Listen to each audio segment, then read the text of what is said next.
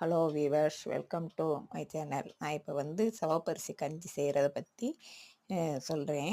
1 tumbler அரிசிக்கு 5 tumbler தண்ணி வைக்கணும். அது வேகிறதுக்கு லேட் ஆகும். நல்லா குக்கரில் ஒரு 6, 7 விசிலாசு விடணும். அது நல்லா விசில் விட்ட பிறகு அதுக்கு பிறகு இதுக்கு சைட் டிஷ்ஷாக எங்கள் வீட்டில் போண்டா வடை தான் ரொம்ப இஷ்டம்.